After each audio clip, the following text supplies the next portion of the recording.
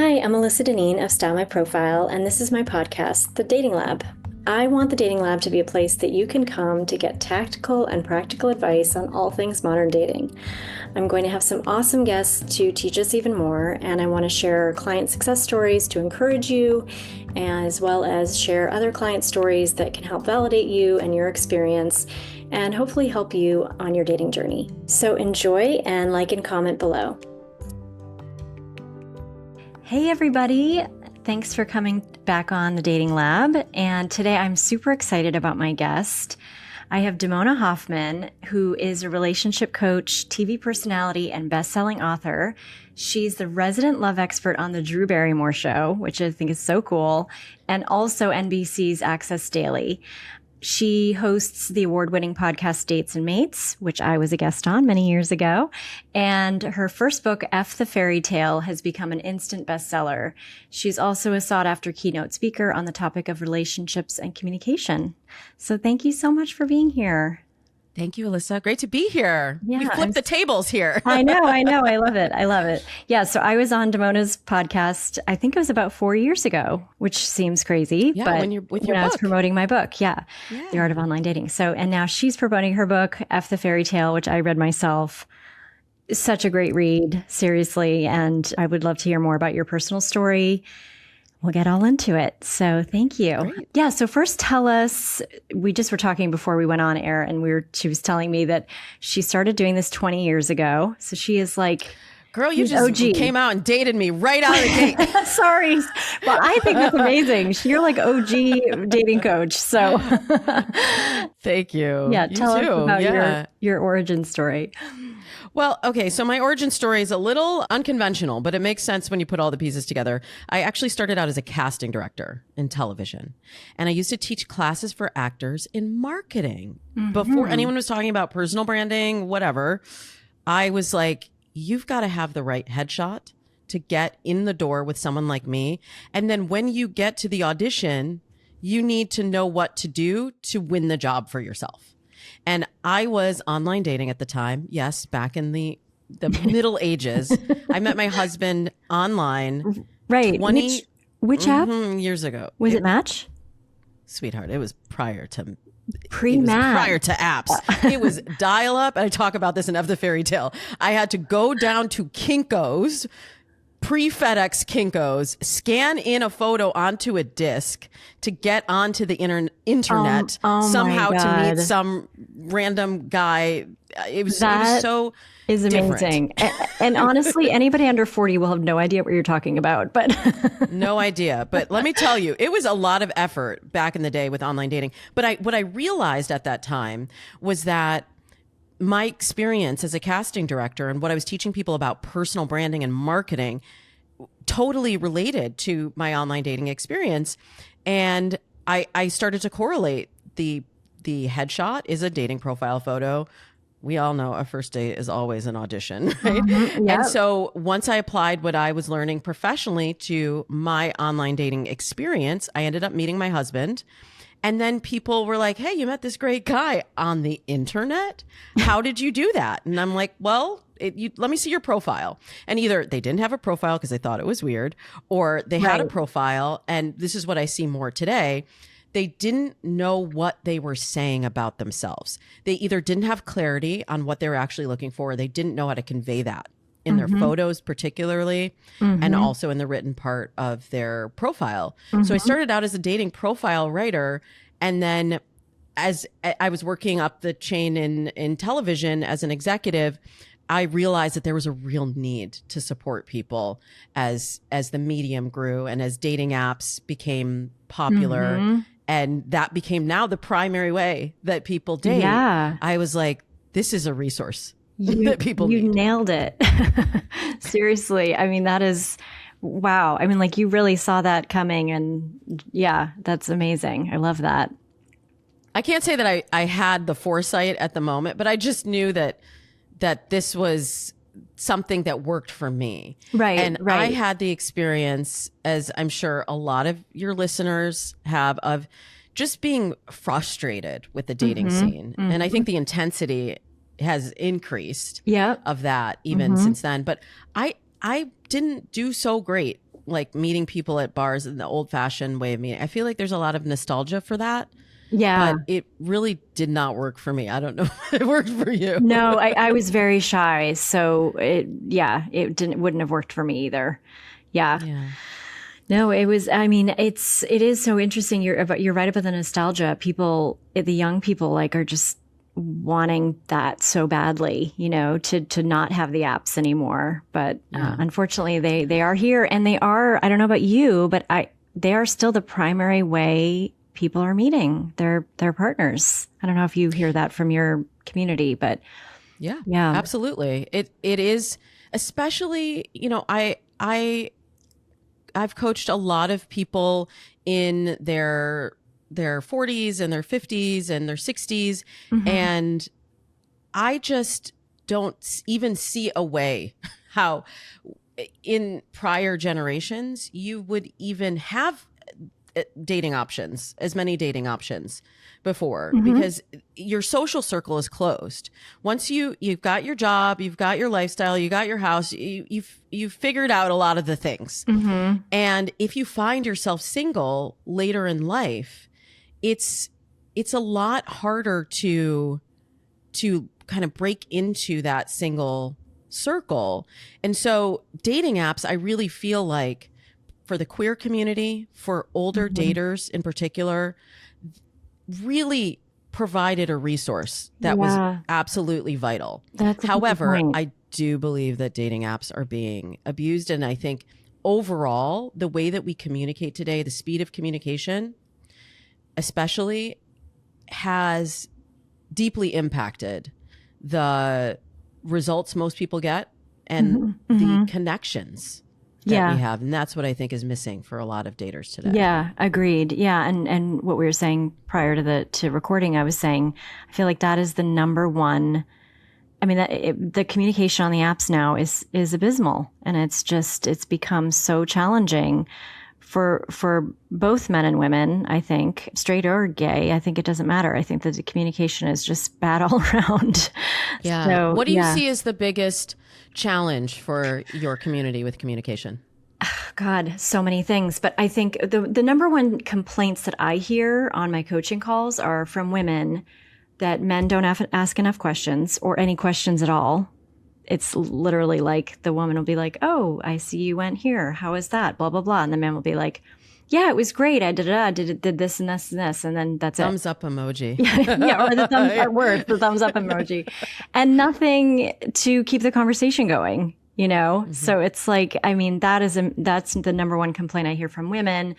And from men, I hear that women just kind of drop the conversation a lot. And I try to explain, like, I think that both, men and women are all feeling frustrated with the apps. And I think it's not necessarily that they're not interested in you. It's just that they're just getting tired. Everybody's tired, So I hear a lot about ghosting from women, honestly. So yeah, we're in what I call the communication crisis. We're at a real inflection point where we have communication coming at us from every which way, and it's overwhelming. Many of us are literally burned out on communication, and yet the fairy tale has told us, well, you must always be in pursuit of a relationship.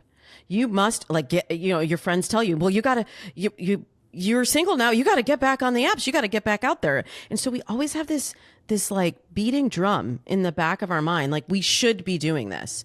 And yet when we get there, many times we're not having the experience that we want to have. We're not enjoying the experience. We're burnout already on communication from, we got Slack messages from work. We have Zoom calls all day. We have so much communication coming at us that it's really crushing. It's really overwhelming. And I think the biggest flip for the people who tell you that may be that, one, I think we're doing too much screening on the app. We're trying to sort for information that is an unknowable quotient.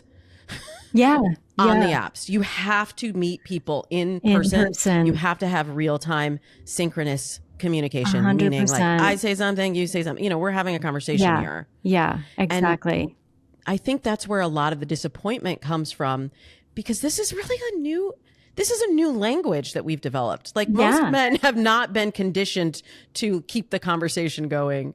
On a they don't know text. What they're supposed to. Most people don't know what they're supposed to say. I know. I mean, it seems so obvious, but apparently it's not when you're texting, really.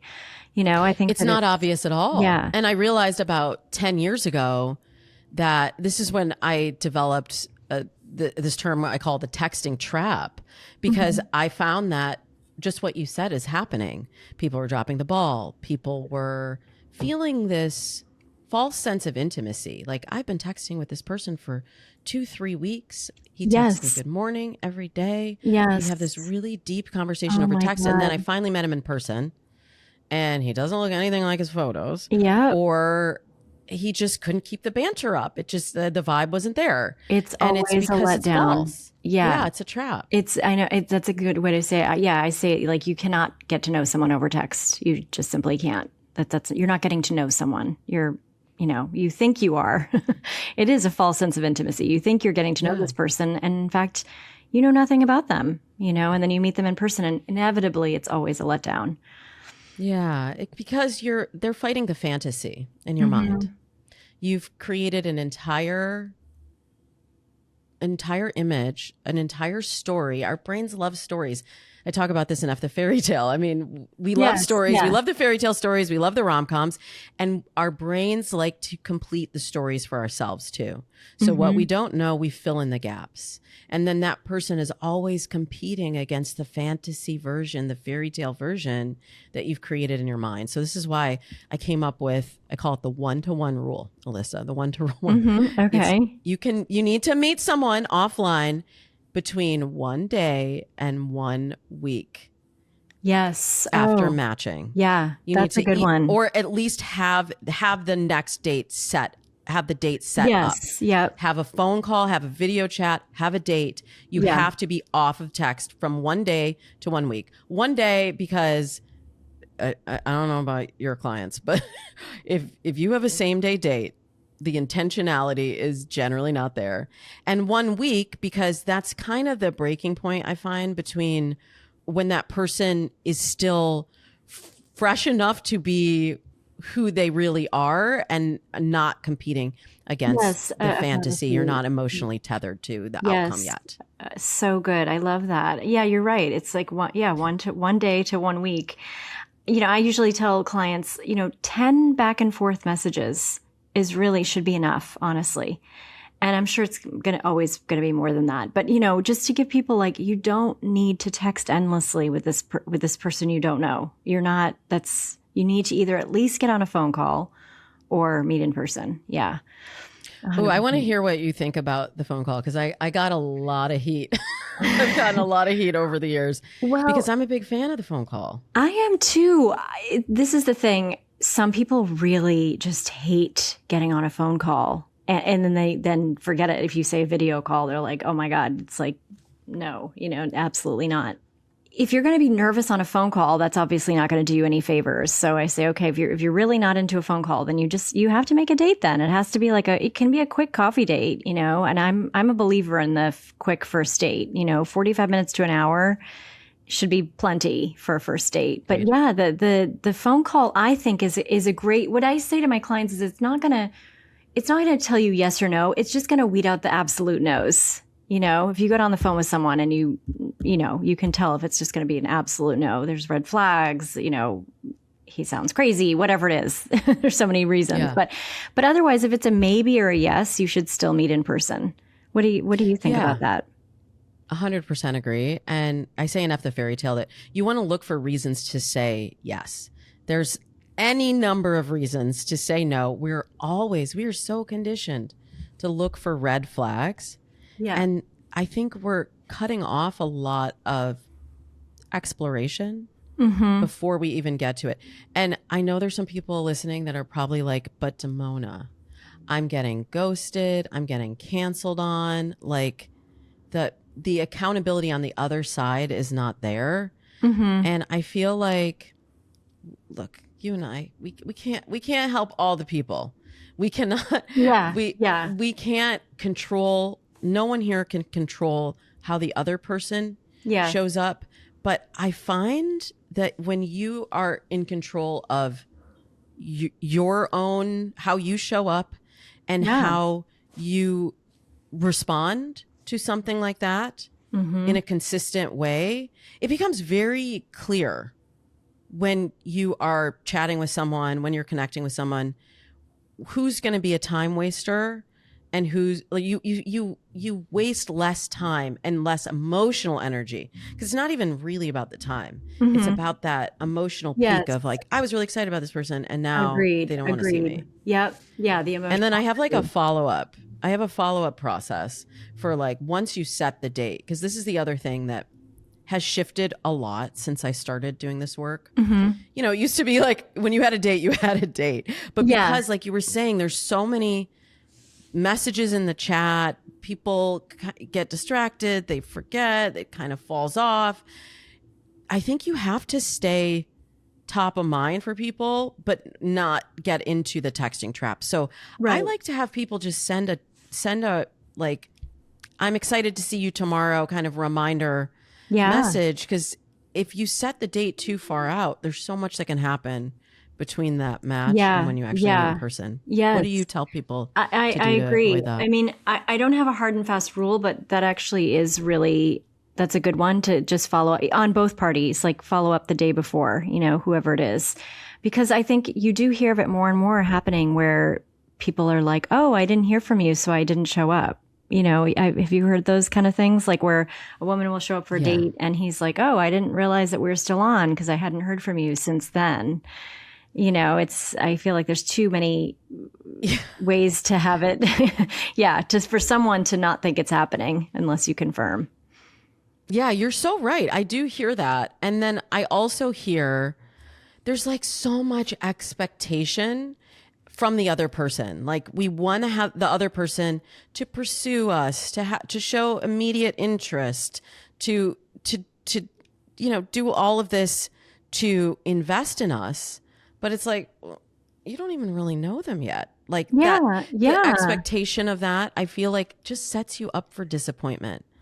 And like one of my favorite quotes, Anne Lamott says, expectations are resentments under construction. You know, if you have that expectation, then that's a good one. If you don't think of it as it's about them, like they need to show up for me. But if you think about, how do I protect myself? How do I protect my heart and set myself up for the best situation? Well, I'd want to follow up. And like, if you don't know, don't assume.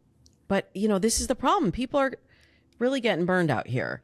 And I think they're all waiting for the other person to kind of pick up the slack and you know, be the initiator on both parties. I feel like they're waiting for the other person to kind of initiate or follow up, or you know. And I think another dating coach that I interviewed, she said, if you want to, you should. That's her. She has mostly women in her community. And it's like, if you want to, you should. If you want to send that text, you should. And if it's not your person, then sure, maybe they'll think you're coming on too strong, but they're not your person then. Right. But yeah, I think as a woman, I think I would definitely want to reach out and confirm a date now. I mean, especially since I hear it so often happening where somebody doesn't show. Oh, yes. Yeah. And that momentum in the early phase of dating is so important. Yeah. So to also like, not just on the first date, but the building momentum to the second date and the third date. And I love that quote of, if you want to, you should, because I think we're really attached to the fairy tale. Yes. Of like, well, this is how it's supposed to go. Yep. He's supposed to do this and he's supposed to, exactly. Guess what? The story is being rewritten. 100%. And it's part of it is technology changing the dynamics. Part of it is social media. Part of it is Me Too. Part of it is like, look, the whole foundation for relationships, for marriage, has completely changed in, let's call it, the last 50, 60 years. We have to really understand that, Yeah. embrace that, before we can even talk about anything in dating, we have to recognize that the foundation of marriage used to be for the woman to have financial security, right? And to join in union with a provider. Right. Guess what? I love as a woman that I have freedom, I have flexibility, I have upward mobility, I can make my own money, I can take out my loans, which you couldn't even do before 1972. Right. Like, it's recent history. I know. And that I think we kind of forget. Yeah. So we can't change the end goal and expect everything that leads up to it to stay the same. So I don't look at it as a bad thing necessarily, that someone doesn't send the text, didn't check if you got home, whatever these rules are that are in our head of like, this is how it's supposed to go. Yeah. Let that go. Let that go and get into what you just said of how do I want to feel in this relationship? What do I want? What do I want to do? Yeah. And let that guide you. And look for reciprocity. That's the main thing. Like make sure that they're showing up as much as you're showing up for them. Right. The reciprocity. Exactly. Yeah. And it doesn't have to be as a female looking for the man to always be the initiator. Sure. It's nice if they plan, a good portion of the dates. I think that's a nice thing as a man. Girl, I don't even want that. Really? Okay. Yeah. Tell us. I want to know. I'm like my other career may have been as an event planner. I was saying to my husband, I'm planning a trip with my family right now. And I was like, I know I kind of seem like I'm stressed about trip planning, but I actually secretly kind of love it. Oh my God. I could have been a travel agent. You should honestly, that could be your next career, because I was just talking to a friend who actually got into that from fashion, and she's now a travel planner. And I was like, oh my God, I need you. I hate planning vacations. Hate it. Like, it gives me so much anxiety. I'm like, I need you to plan it for me. Yeah. See, and the important thing, Alyssa, is that you know what works for you. And I know that for me, let's be honest, if my husband plans the date or picks the restaurant or whatever, like, I'm gonna feel some kind of way. Because he doesn't, I spend all this time researching these things. Like, this is what I enjoy doing. He doesn't like it at all. So he literally, just I talk a little bit. Yeah. Yeah. And I talk a little in the book about maximizers versus satisficers. Yes. He is a satisficer right, all the way. Right. That's so and he's like, is this fine? This restaurant is fine. This is fine. We'll book this. And I'm like, no. I'm a maximizer. We have to find the very best restaurant. The best one. Yeah. Yeah. So, everyone is different, and it's important that you're finding someone that meets you where you're at. Right. Okay, interesting. Because I feel like when I'm talking to women clients, I'm like, I think it is nice if you can ask them out. I'm totally a proponent of like, ask them out if you want to. I think I don't know how you feel about that, but I feel like it's 2025. Like, if you want to ask a guy out, go for it. Yeah. But once the date's set, it would be nice if they took the reins and like did the plan, like picked the restaurant or picked the coffee shop or something, But maybe people like you would hate that, actually. I would hate that, actually. Yeah. Actually, can I tell you a funny story? Yeah. My first date with my husband. Okay, so I was doing this dating plan for myself called Operation DNG. Operation Date Nice Guys. And remember, this is in the early internet. The early aughts. Yes. So nice guys meant something different. Nice guys meant actually nice guys. So I really tried to reframe what I thought was attractive and look for different qualities in a nice guy. So I'm doing this dating plan. I was, going out on multiple dates a week, and I had a system, Alyssa. I always met them at this martini bar called Lola's. Down the street from my house, because I knew it was like easy for me to get there. I would have one martini because I'm 5 feet tall. Like, I cannot. Are you? Like, I know. Funny. Yeah. I know. So People are like, you look bigger on TV. No, you do. That's the only size I come in. I know. That is But wild. You I'm a really lightweight. do seem so tall. Okay. Anyway, yeah, Thank you're you. lightweight. I receive that. I have big whatever energy. But I know that I cannot drink a lot. And so this is also, I would say to my clients, like, set a drink maximum. Yeah. The point where yes. you know you're not going to make your clear-headed decisions anymore. And you're Right. just going to go on the vibes, and then you're going to get whatever result you get. Yep. I said regret. Wasn't that a funny Freudian slip? Yes, truly. So Lola's, I was like, I go to Lola's, I have one martini, and then I meet them there. Like, I had a whole system. And I thought, okay, maybe you're doing Operation DNG. Maybe I should do what you just said, Alyssa. I was like, you're always like controlling where we go, like how it happens. I said, let's throw caution to the wind. I'm going to let the next guy choose the place that we go. Okay. So, I'm talking to him. I told him he needed to call me before the date so I can make sure that he wasn't a serial killer or anything. I literally put that in my message to him. I get that. Especially back then, people weren't doing this that much. I mean, they really weren't, I don't want to sound back then, but like 20 years ago, people weren't really online dating that much. So I would did not tell people for 4 years that's how we met. We did not tell people until our wedding. Because it was like so funny. Very weird. But yes, I get very that. Weird. But it was like my hidden secret, because I was like, there's this whole swath of men that were right here under my nose. Like, my husband and I know of at least 2 parties that we were both at.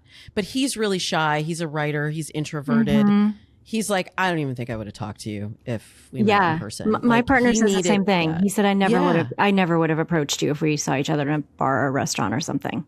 He said, not in a million years. And that's the magic part. I know. Apps, that we have them. But okay, so I had my system, and I said, but I'm going to let the next guy choose the place, and let's see how this goes. And this is like, I like to look at dating as it's sort of it's a set of learned skills, and it's an experiment.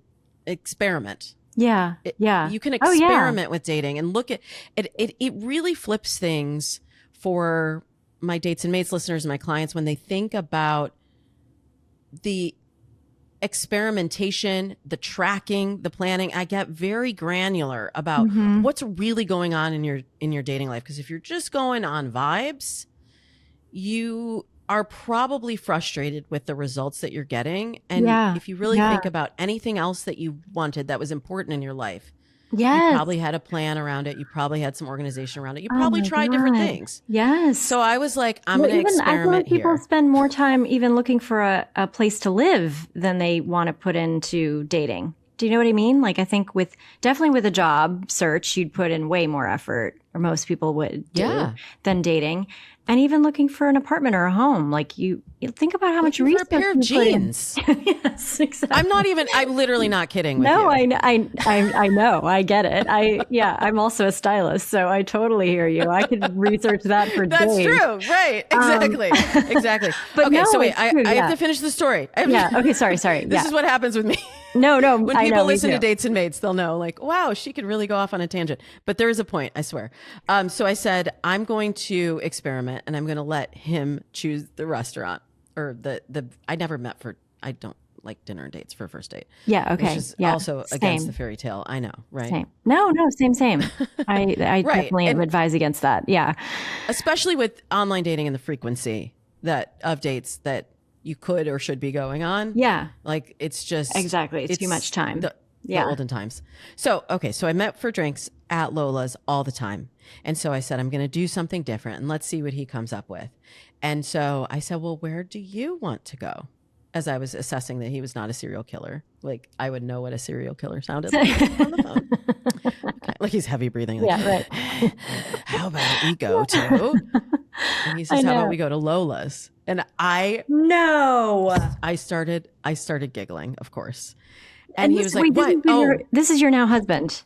Yeah. He was like, oh, wait, what? You don't like Lola's? Like, he thought I was like making fun of him. That is such a good story. And I was like, no, I do like Lola's. I was literally there like 2 days ago with another guy. But right. Okay. You didn't tell him and that I'm like, part. the waitresses are starting to look at me weird. Like, who is this guy this time? So he's like, oh, you don't like Lola's? We can go somewhere else. I'm like, no, I love Lola's. We'll go to Lola's. And he says that it was just he lived, this is another thing. He lived about 45 minutes away from me. This is like in New York terms. This is like he was in another borough. Right. He was in Santa Monica. I'm in like West Hollywood. Right. It was a long distance relationship at the beginning, which a lot of people will say, well, I'm not going beyond 5 miles. That's it. I want to come back to that point. Yes. But yes, go on. It is a lot of effort. Yeah. But yeah. He said, look, it was the only restaurant. It was the only bar that I knew in your area. So I just threw that one out. And so we went to Lola's. That is so amazing, actually. Spoiler alert, away. I had 2 martinis. Oh, so you felt relaxed enough to go for the second.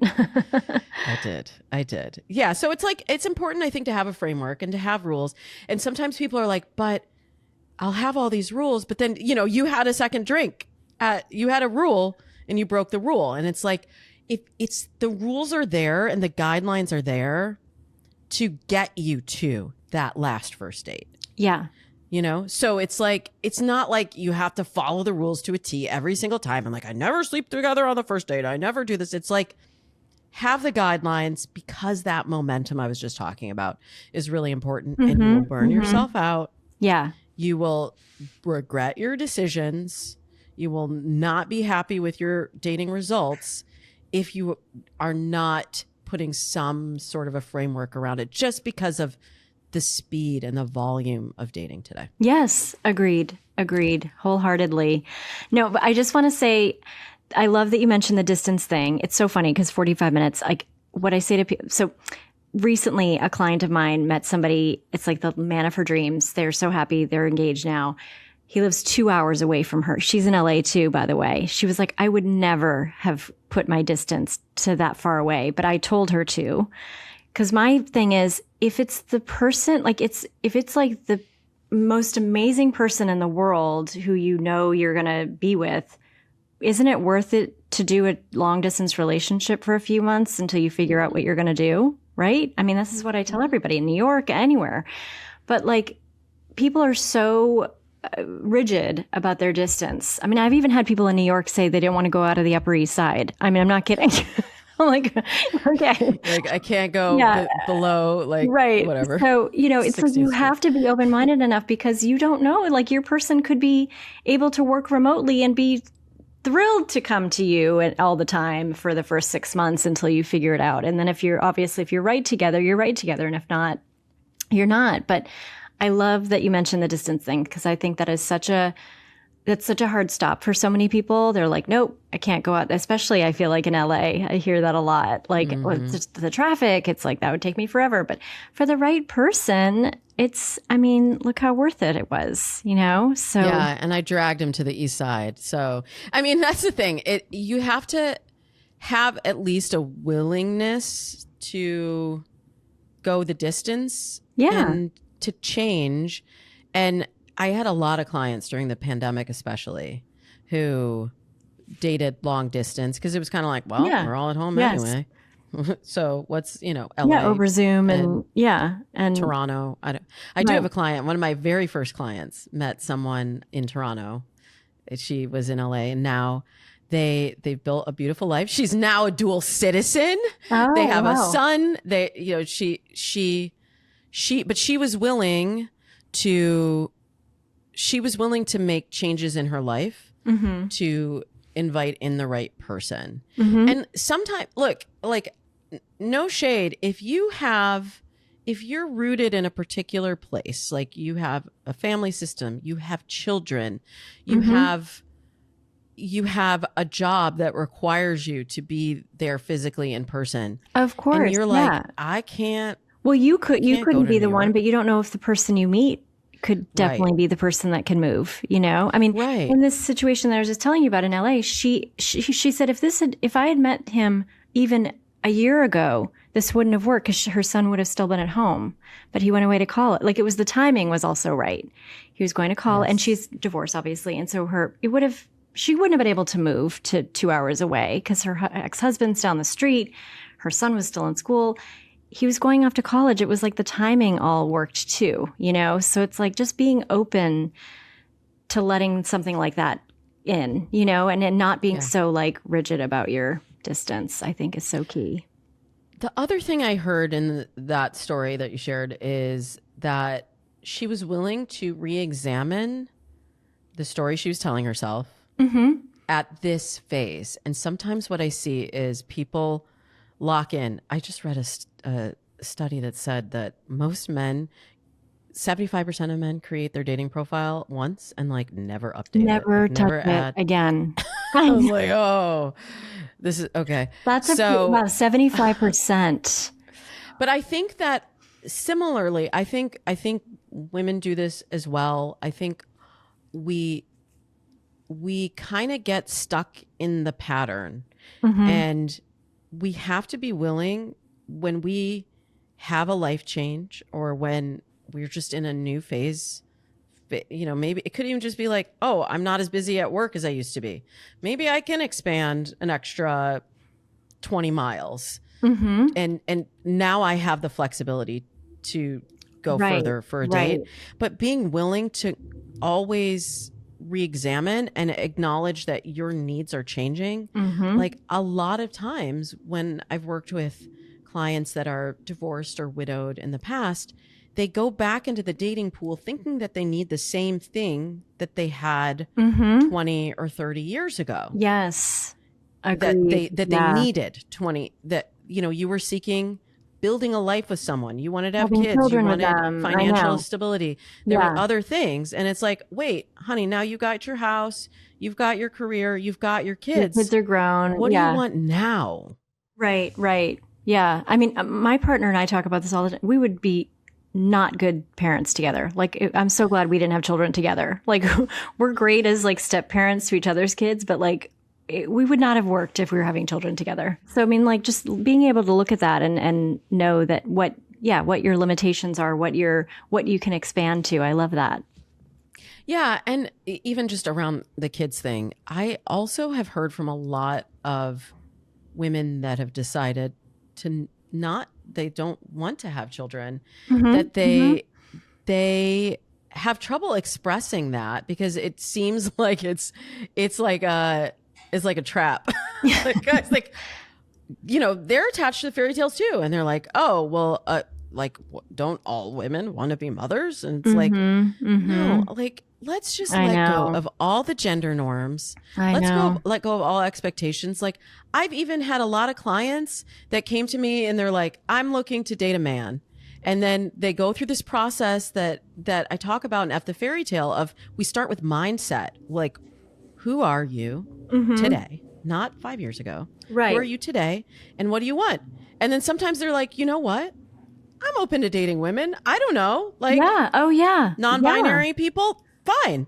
And sometimes if you just sit down and question some of these stories that you have just been fed a steady diet of since you were little, and you say, does that fit for me? Not does that fit for my parents?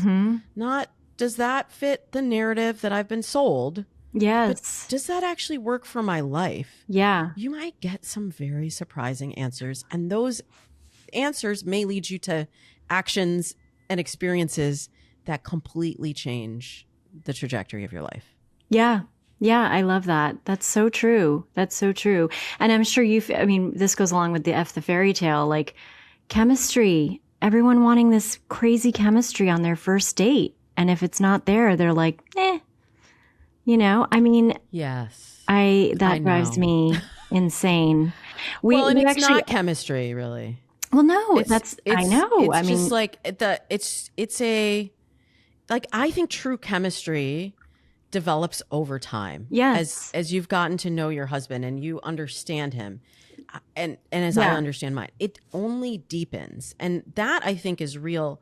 The goal is connection, not chemistry. Yes. And that's why we're so starved today for connection, because we've been snacking on chemistry this whole time. Yeah. We need a meal. Oh my God, that's like such a good way to put it. Yeah. Snacking on chemistry. But it's so true. I made that mistake in the beginning too. And then I realized, wait, that's definitely not serving me because all these guys are, this is not working out.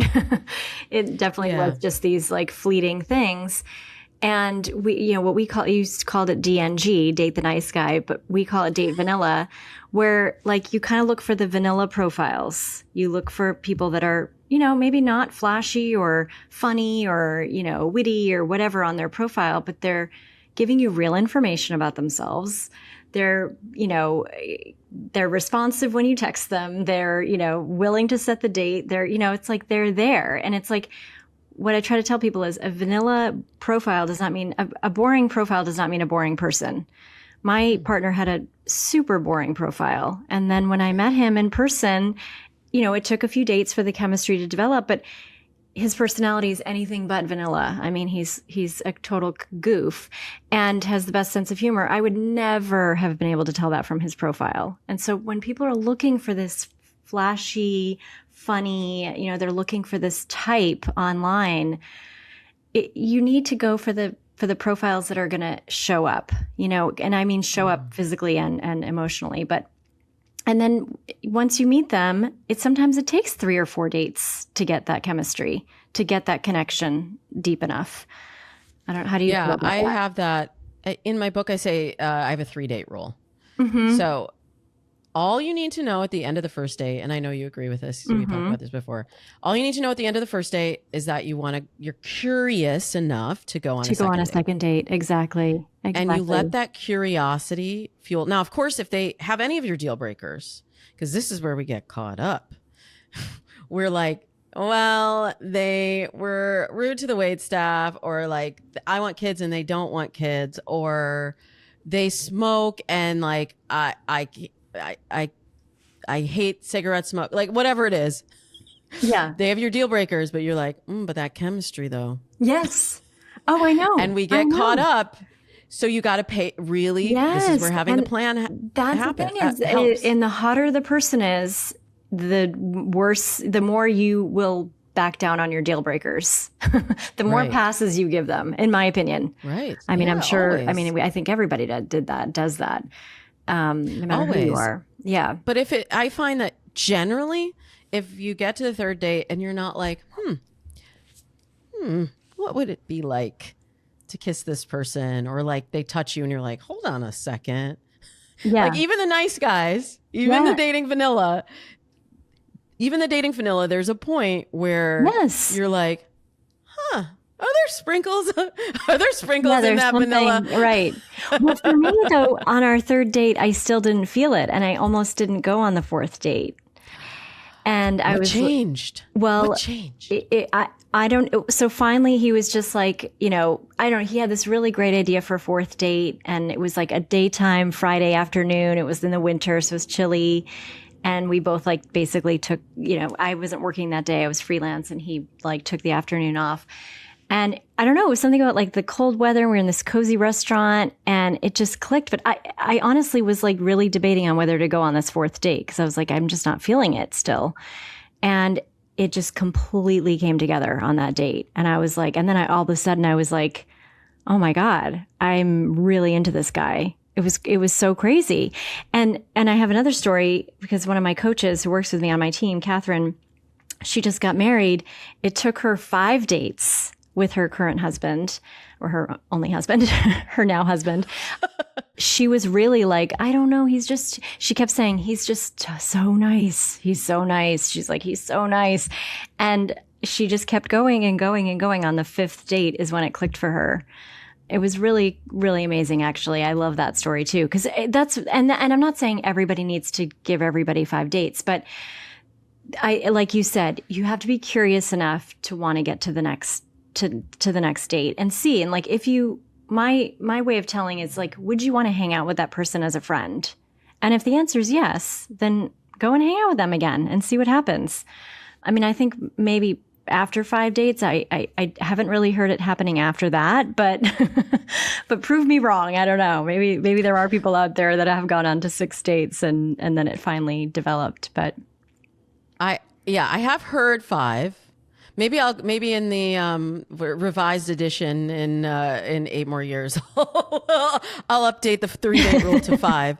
But I think some of that is also grappling with the fairy tale Yes. of like, how is it supposed to feel? Because I saw all these rom-coms, and I know. I love working with know. Drew Barrymore, the queen of rom-coms. But I'm I like, know. you have done us all dirty because we all want what we see in these movies. I know. And then people question, well, how is it supposed to feel? Like, I don't know. Like, how do you know? And I'm like, sometimes you don't know. You know if you don't know. Yeah. Yeah. But if you don't know, then maybe you need go more again. information. Yes, exactly. I'm curious, how does Drew feel about all the rom-coms she's been in? And I know she's really talks about dating a lot. So yeah. She does. She is a hopeful romantic. Oh, okay. Okay. So she And- hasn't become like, oh, forget it. It's not going to happen, or it's not worth it, or I think she still believes in love. okay. I do. Oh, I love that. That's so good. Yeah. She was very anti-dating apps when I Yeah? started Oh, on the really? show 5 years Okay. ago. I did get her to the point of embracing dating apps, and now she's experienced what everyone else has experienced. And I just full disclosure, I don't coach Drew. People get Right. that confused sometimes. Yeah. They're like, why is she talking about, she's having all these bad experiences with dating? And I'm like, I'm there for the audience, for Drew's audience. Right. I give advice to them. She should have you. I as don't her work with coach, Drew. though. You know what? It'll come around when she's ready. And I do think she and everyone listening here, if they want love, will find love in time when it's a process when you go through this learning about ourselves. And she's had multiple marriages. Yeah, and yeah. she has children, and like all of these factors, she's got a very busy job. Yeah. All of these factors that impact our lives will impact our experience in dating. And sometimes it's your time, as you were saying earlier, and sometimes it's a different season. And it may be your season for not doing online dating. It may be your season for just working on yourself. And so I know she's been kind of down on dating apps lately, but I get that. I mean, and look, it's hard not to be these days. I mean, everybody's It is. downing on them. look, and I have worked with a number of the dating apps. I was OkCupid's official spokesperson. I've worked with Match on creating in-app content and campaigns for them. I have worked with Hinge. I've worked with Bumble. I've literally worked with wow. all of the dating apps, and I have been an advocate for dating apps for, as you said at the beginning, for nearly 20 years. And I do feel like there is some accountability that needs to be taken at the dating apps. Yes. For the experience that people Yes. are having. Yeah. And just know, like, I'm not currently working with any dating apps behind the scenes, but your listeners should know they're working really hard to address what people want. The challenge is that sometimes what we does want, seem like that. Yeah.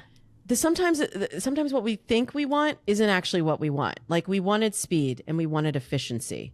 So they started stripping the profiles down and making it easier to thin slice and just get, like, let me just see the pictures. And I've always said, for 20 years, I've said that the pictures are the most important part of your profile.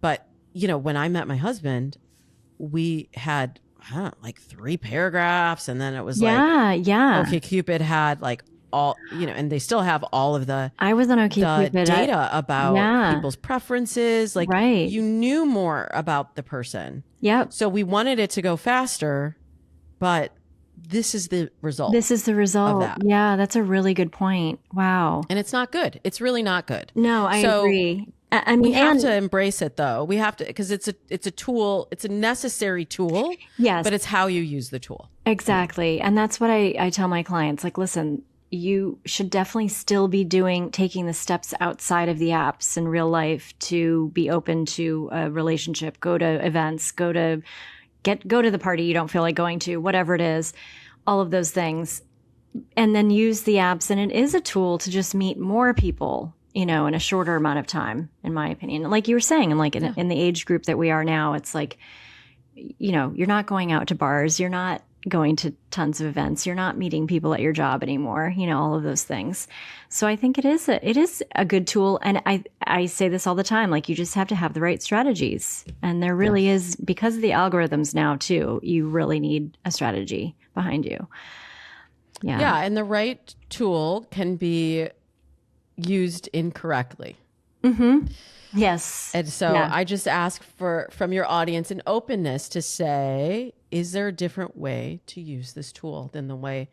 And also, I'm sure you hear this as well. Like I'll tell people, try doing a phone call, like a screening step, so you don't waste as much time on the dates. If that's one of the things that's frustrating you, and they'll be like, but Damona, no one's doing that anymore. No one does that. But people do. They do. But you know what though? It's like they think if no one is doing it, and look where we're at. No one is satisfied. Right, exactly. Yes. So like so maybe same do thing it. with asking a man out. Like that's not what I'm supposed to do. No one's doing that. Right. Right. Look, do you want to be right or do you want to be happy? Yeah. Yes, exactly. You have the good. power. And I just want everyone to feel empowered about the dating app. That's why I wrote F the Fairy Tale. Exactly. And feeling empowered and not feeling like you're a slave to this stupid app. And that's the only way to meet people. First of all, I think that's just so disheartening. If you feel like that's it, like just your dating life is like in this one app that you're using. Definitely that should not be the case. You need to balance it with real life events and experiences for sure. Absolutely. But anyway, this was amazing. I loved this conversation so much. You have so much knowledge. And so tell people, Damona is actually you're doing retreats now, which she doesn't have dates yet, but if you sign up for her newsletter, so tell them where to go to find all that information. Yeah. You can go to datesandmates.com. I have lots of goodies there. Like I have a frustration-free dating guide. I have a date tracker. I have all kinds of resources for you at datesandmates.com or damonahoffman.com. And also if you follow me on Instagram at Damona Hoffman, that's usually where I post my freshest, newest content first. And I have nearly 13 years of Dates and Mates, of the Dates and Mates podcast. So you can check that out wherever you're listening to. I had no idea. That's a long time. You're, again, OG podcaster too. OG. But that's awesome. Don't look a day over. No, you really don't. Ingenue podcast. For anyone who's watching the video, you know. But if you're listening, you have to look up a picture of Damona because she looks like she's about 30. Actually, girl, probably even black younger. Don't crack. You are seriously. Thank amazing. Goodness. I have no idea how old you are, but maybe you started doing dating at 18. I don't know if that was 20 years ago. Bless your heart. Yeah. So, okay. Thanks so datesandmates.com. You can find her on Dates and Mates podcast and on Instagram, Damona Hoffman. Correct? At Damona Hoffman. Okay, yes. Awesome. And F the Fairy Tale is and available F the Fairy Tale. wherever you get your books. Amazon, et cetera, et cetera. Yeah. Awesome. Thank you so much. Thank you, Alyssa. Thanks for joining me on The Dating Lab. I hope you found what you heard helpful, and if you did, please like and comment below, and even better, subscribe, and hope to see you here next time.